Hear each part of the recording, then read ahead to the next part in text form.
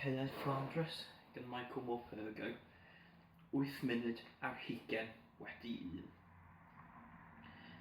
Dywedodd rhywun wrthai rhyw dro yn yr ysgol Caeau fod tŵr eglwys yn ymestyn fry i'r awyr oherwydd ei fod yn addewid o'r nefoedd. Mae tyrau eglwysi'n wahanol yn Ffrainc. Dyna'r peth cyntaf i mi sylwi arno pan ddes i yma, pan newidiais fyd cartref am fyd rhyfel. Mae tyrau eglwysi gartref yn fyr Bron yn ymguddio ymchrygion y Caeau. Yma, nid oes prygion yn y Caeau, dim ond gwastadeddau mawr agored, a phryn fod unrhyw fryn yn y golwg. Ac yn hytrach na thyrau eglwysi, mae ganddyn nhw feindyrau sy'n ymwthio fry i'r awyr, fel plentyn yn codi law yn y dosbarth, yn ysu am dynnu sylw'r athro. Ond nid Duw, os oes un, yn sylwi ar ddim yma. Mae wedi hen anghofio'r lle hwn a phob un ohonom sy'n byw ynddo. Does dim llawer o feindyrau ar ôl bellach. Dwi wedi gweld yr un yn awber, yn hongian i lawr fel addewid wedi'i dorri. O feddwl am y peth, addewid wedi'i dorri ddaeth am I yma I Ffrainc ac i'r osgubor hon. Mae'r llygoden nôl eto. Mae hynny'n beth da. Am gyfnod byr, yn union ar ôl I ni ddod o hyd I San Mawr, roedd pawb fel petai nhw wedi maddau ac anghofio am bob hen gweryw a malais. Roedd pawb hefyd wedi anghofio am yr holl siarad am y rhyfel yn Ffrainc. Yr unig beth roedd pobl yn siarad amdano diwrnod hwnnw oedd sut buon ni'n chwilio am San Mawr a'r diweddglo hapus. Roedd y cyrnol a'r fleiddas hyd yn oed yn dathlu gyda'r gweddill ohonom yn y llew du. Roedd mam a thad Mair yno hefyd yn dathlu gyda phawb arall ac yn gwenu, ond gan mai capelwyr caeth oedden nhw, chyffyrddodd nhw ddim a diferyn o'r ddiod gadarn. Ac yna cyhoeddodd y cyrnol ei fod yn talu am y diodydd I gyd. Fuodd hi ddim yn hir, peint neu ddau yn unig oedd ei angen, cyn I Daniel Pyw ddechrau canu. Roedd yn dal I ganu pan adawon ni, roedd rhai o'r caneuon yn mynd braidd yn goch erbyn hynny. Roedd yn I yno y tu allan i'w llew du pan aeth mam at y cyrnol I ddiolch iddo am ei help. Cynigiodd lifft adref I ni yn ei Rolls Royce. Teulu Griffiths yng nghefn car y cyrnol a'r fleiddast yn y blaen yn gyfeillgar wrth ei gilydd. Roedd yn anodd credu'r peth ar ôl yr holl ddrwg deimlad fu rhyngol ni dros y blynyddoedd. Torrodd y cyrnol yr hyd ar y ffordd adref gan siarad am y rhyfel a sut y dylai'r fyddin fod yn defnyddio rhagor o filwyr ar gefn ceffylau yn Ffrainc. Ceffyliau a drelliau, meddai, yn y drefn honno. Dyna sut wyddwn ni I drechu'r bowers yn Ne Affrica. Dyna beth ddylen nhw fod yn ei wneud. Petawn ni'n iau, byddwn ni'n mynd yno fy hun. Cyn hir, bydd angen pob ceffyl y gallen nhw gael gafel arno, a phob dyn hefyd. Dyw pethau ddim yn mynd yn dda draw na. Diolchodd mam iddo eto wrth iddo yn helpu allan o'r car o flaen ein cwyd ni. Cyffyrddodd y cyrnol a'i het a gwenu. Paid â chrwydro eto, wr ifanc, meddai wrth Sam Mawr. Fe godais ti ofn mawr arno ni gyd, a chododd y fleiddast ei llaw, bron yn siriol wrth iddynt yrru I ffwrdd. Y noson honno, dechreuodd Sam Mawr besychu. Roedd wedi dal anwyd, a hwnnw wedi mynd i'w frest. Bydd yn y gwely am wythnosau wedi hynny, a phryn y byddai mam yn ei adael roedd I mor bryderus. Erbyn iddo wella, roedd pawb wedi anghofio am holl Pennod ei ddifraniad. Yn lle hynny, roedd pawb yn sôn am y newyddion yn y papurau am frwydr fawr ac ofnadwy ar Afon Marn, lle roedd ei bynddinoedd yn ymladd yn ffyrnig ar Almaenwyr I geisio eu hatal rhag symud ymlaen drwy Ffrainc.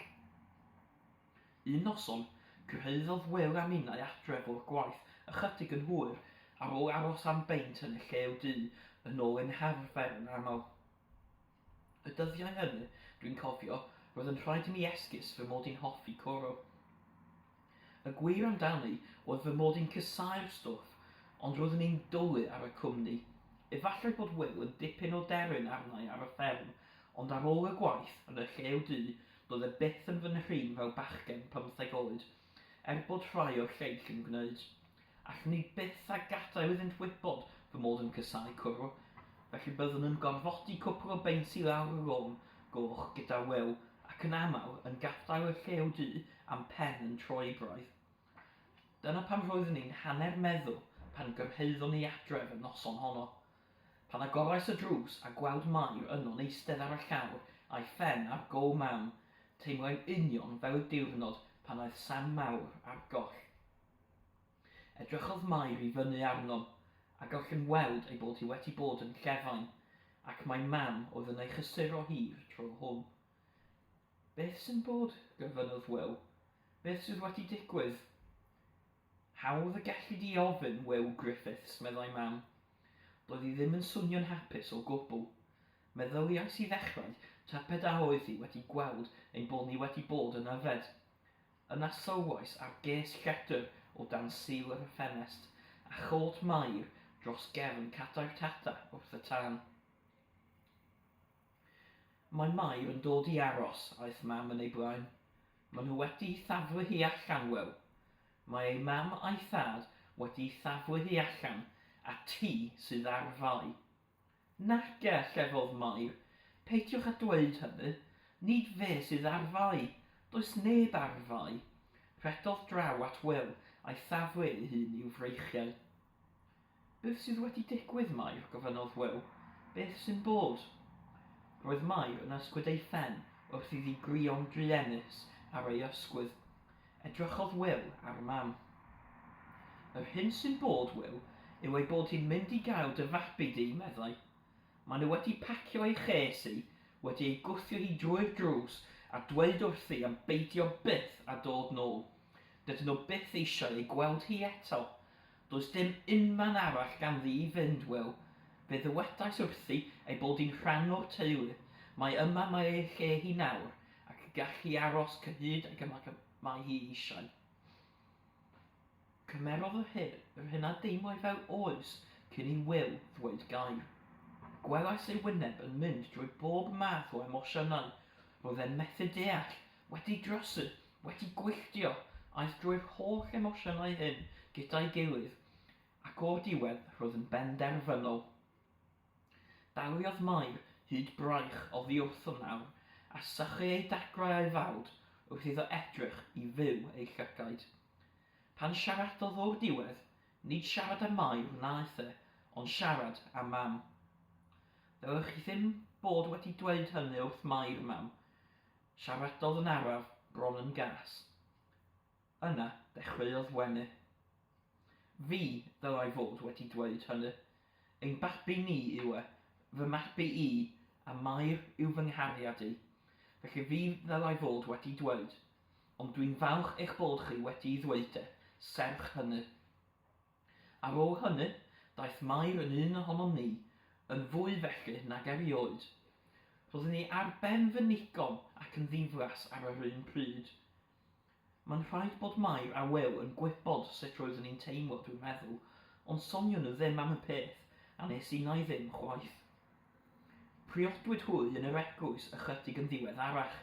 Roedd y lle'n wag iawn. Doedd neb yno, ond i bai am y ficer a'r 4 ohonom ni, a graig y ficer yn eistedd yn y cefn. Roedd pawb yn gwybod erbyn hyn bod Mair yn disgwyl babi. Oherwydd hynny, roedd y ficer wedi cytuno i'w priodi nhw a rai amodau. Dim seinio clychau a dim canu emynau. Rhithrodd drwy'r gwasanaeth priodasol fel petai eisiau bod yn rhywle arall. Doedd dim neithio'r priodas wedyn, dim ond paned o de a chacen ffrwythau ar ôl i ni gyrraedd adref. Yn fuan wedyn, derbyniodd mam lythyr oddi wrth y fleiddast yn dweud mai priodas gywilyddus oedd hi. Dwedodd iddi ystyried di swyddo Mair, ond roedd hi wedi penderfynu yn erbyn hynny oherwydd bod Mair yn amlwg yn ferch wan ac anfoesol, teimlai ar ei chalon na allai gosbi Mair oherwydd roedd hi'n siŵr bod llawer mwy o fai ar Wil nag arni hi, a beth bynnag roedd Mair wedi cael digon o gosb am ei dryddioni. Darllenodd mam y cyfan yn uchel i gyd, yna gwasgodd y llythyr yn belem a'i daflu i'r tân. Dyna lle gorau iddo, meddai hi. Symudais i'r stafell Sam Mawr a chysgu gydag ef yn ei wely. Doedd hynny ddim yn hawdd, achos roedd yn fawr a'r gwely'n gul iawn. Roedd yn mwmian wrth ei hun yn gyson ac yn troi a throsi bron yn ddibaid. Ond wrth i mi orwedd ar fy hun gyda'r nos, nid dyna oedd yn fy mhoeni fwyaf. Yn yr ystafell drws nesaf, roedd y ddau berson roedden ni'n ei caru fwyaf yn y byd. Roedden nhw, wrth iddyn nhw ddod o hyd i'w gilydd, wedi fy anghofio i. Weithiau, yng nghanol nos, roedden ni'n meddwl amdanynt yn gorwedd ymreichiau ei gilydd ac roedden eisiau eu cysau. Ond allwn ni ddim. Y cyfan a wyddwn ni oedd nad oedd lle i mi gartref mwyach. Byddai'n well i mi fod ymhell i ffwrdd ac ymhell oddi wrthyn nhw'n arbennig. Ceisiais ofalu nad oeddwn ar fy mhen fy hun gyda Mair, byth, achos doeddwn ni ddim yn gwybod beth i'w ddweud wrth i bellach. Doeddwn ni ddim yn aros i gael peint gyda Wil yn y llew du chwaith am yr un rheswm. Ar y fferm, ceisiais fanteisio ar bob cyfle i weithio ar fy mhen fy hun rhag bod yn agos ato. Byddwn nhw'n fodlon gwneud unrhyw waith cario neu nôl pethau roedd angen ei wneud o'r fferm. Roedd Daniel Pyw fel petai'n fwy na bodlon i mi wneud hynny. Roedd yn aml yn fy anfon gyda'r ceffyl a'r cart a ryw neges neu gilydd, nôl bwyd anifeiliaid efallai, mynd i brynu tatws had, neu fynd â mochyn i'r farchnad i werthu drosto. Beth bynnag oedd y dasg, byddwn nhw'n cymryd fy amser a fyddai Daniel Pyw byth fel petai'n sylwi. Ond roedd Wil yn sylwi. Roedd yn dweud fy mod i'n osgoi gwaith, ond gwyddai mae'r cyfan roedden ni'n ei wneud oedd ei esgoi e. Roedden ni'n anabod ein gilydd mor dda. Roedden ni byth yn dadlau, ddim wir, efallai oherwydd nad oedd yr un ohonom eisiau brifo'r llall. Gwyddem ein dau fod digon o frifo wedi digwydd yn barod. Byddai rhagor o frifon lledu'r bwlch rhyngom a doedd yr un ohonom yn awyddus i hynny ddigwydd. Tra oeddwn ni'n osgoi gwaith y marchad tredolydd un bore, y des i wyneb yn wyneb ar rhyfel am y tro cyntaf. Tan hynny, roedd wedi bod yn rhywbeth afreal a phell i ni gyd. Rhyfel mewn papurau newydd ac ar bosteri'n unig. Roedden ni newydd werthu dau hen hwrdd Daniel Pyw a chael pris da amdanynt hefyd, pan glywai sŵn band yn dod i lawr y stryd fawr, y drymiau'n taro a'r cyrn yn atseinio. Dechreuodd pawb yn y farchnad rhedeg, a finnau hefyd. Wrth droi'r gornel, dyma fi'n ei gweld nhw. Y tu ôl i'r band, rhaid bod sawl dwsin o filwyr yn edrych yn wych yn ei gwisgoedd cochion. Martio nhw heibio i mi, a'i breichiau'n symud i'r curiad, ei botymau a hesgidiau'n sgleinio, a'r haul yn taflu gorau ar ei bigodau. Roedden nhw'n canu gyda'r band, It's a long way to Tipperary, it's a long way to go. A dwi'n cofio meddwl ei bod yn beth da nad oedd Sam Mawr yno, oherwydd byddai'n siŵr o fod wedi ymuno â nhw gyda'i see-saw Jack y Do. Roedd plant yn cerdded yn drwm wrth ei hochor, rhai mewn hetiau papur, rhai a ffyn pren dros ei hysgwyddau. Roedd menywod yn taflu blodau, rhosynau'n bennaf, a rhain yn glanio wrth draed y milwyr. Ond glaniodd un ohonynt ar siaced milwr a glynu wrth i rywsut. Gwelais ef yn gwenu ar hynny. Fel pawb arall, dilynais nhw o gwmpas y dref ac i fyny i'r sgwâr. Canodd y band, Dyw Gadwar Brenin. Yna, gyda baner Jack yr Undeb yn cyhwfan y tu ôl iddo, dringodd yr uwch ringill cyntaf i mi ei weld erioed i ben grisiau'r groes. Gosododd ei ffon yn dwt o dan ei gesail a siarad â ni. Roedd ei lais yn wahanol i bob llais roedd yn wedi glywed cyn hynny, yn arw ac yn hawli o sylw. Fydd weda fi wrthoch chi'n blwmp ac yn blaen, boneddigion a boneddigesau, dechreuodd. Dwedai ddim wrthoch chi fod popeth yn mynd yn dda draw yn Ffrainc, Mae gormod o'r fath ffwlbri wedi bod yn barod yn fy marn i. Dwi wedi bod yno, wedi gweld y cyfan drosodd fy hun, felly dwi'n dweud yn ddiflewyn ar dafod, dyw hi ddim yn hawdd. Gwaith caled, dyna beth yw e, gwaith caled. Does ond un cwestiwn i chi ei ofyn i'ch hunan am y rhyfel hwn. Pwy fyddai'n well gennych chi ei gweld yn marcho drwy eich strydoedd chi? Ni neu'r Almaenwyr? Penderfynwch chi. Oherwydd, a chofiwch hyn, boneddigion a boneddigesau, os na allwn ni ei hataw nhw draw yn Ffrainc, fydd yr Almaenwyr fan hyn, yn union fan hyn, yn rhedolydd, yn union fan hyn, ar garreg eich drws chi. Gallwn deimlo tawelwch o'n cwmpas. Fe fydden nhw'n marcho drwy'r lle yn llosgi eich tai, yn lladd eich plant ac yn treisio eich gregedd chi.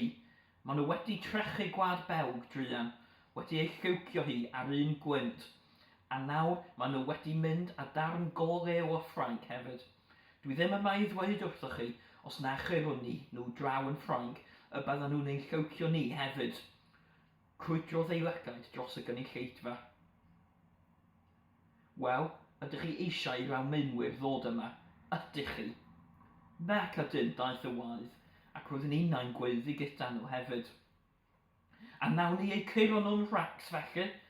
Gwnawn, rhuodd pawb gyda'i gilydd. Nodiodd yr uwchringill. Da iawn wir, felly bydd eich angen chi arnom ni. Nawr, roedd yn codi ei ffon at y gynulleidfa, yn pwyntio at y dynion, chi a chi a chi, roedd yn edrych i fyw fy llygad i nawr, a ti hefyd, machgen i.